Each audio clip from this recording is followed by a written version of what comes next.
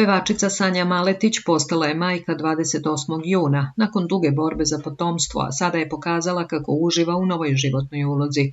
Sanja je ostvarila svoj najveći san te je na svet donela zdravu i lepu devojčicu koje su roditelji dali ime Vanja. Pevačica je na svom Instagram profilu podelila fotografiju koja je sve raznežila. Dočekala majka da je ručice zagrle, napisala je Sanja, a onda su usledili komentari njenih prijatelja i kolega koji su joj ostavljali emotikone u obliku srca.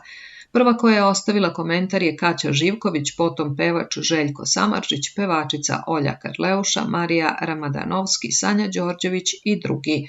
Podsjetimo, na Vidovdan je rodila zdravu i lepu devojčicu koja je dobila ime Vanja, a pevačica je ovako govorila. Stiglo je preko 10.000 poruka, potrudit ću se svima da odgovorim. Na svet je došla jedna čarobna devojčica koja se zove Vanja Stepanović. Ona je čudo Božije, rodila sam je na Vidovdan. Govorila sam ja i o svojim neuspesima, to traje 7-8 godina, onda ideš dalje dok sam živa. Dok priroda i Bog kažu da može, ja ću da probam. Odabir lekara je kod mene bio presudan. Prva etapa je bila priprema. Bila sam u Solunu kod izvrsnog stručnjaka, bilo je jako lepo iskustvo tamo. Onda me je preuzeo doktor u Beogradu. Pružali su mi dosta ljubavi, dali su snagu i meni i moje bebi. Imala sam sreću i mogu da se zahvalim Gospodu Bogu. Nije bilo moguće usvajanje zbog mojih godina. Borba je trajala 7-8 godina. Nisam krila, mnogo njih me je videlo. Budi ljudina i očekuj da budu i drugi prema tebi. Da bih došla do cilja, nisam smela nikakva uzbuđenja da imam.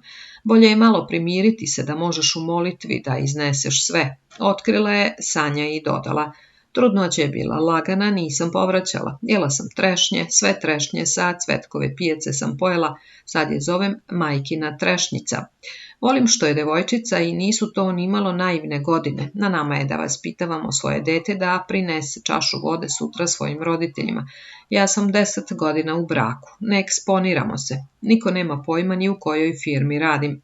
Srećna sam što sam u svom životu odvojila privatno od poslovnog. Moja poruka svim ženama sveta je da budu istrajne i da se mole Bogu. Ja sam svojim kolegama prijatelj i to su prijateljstva koja traju dugi niz godina, navela je pevačica u emisiji premijera Vikend specijal.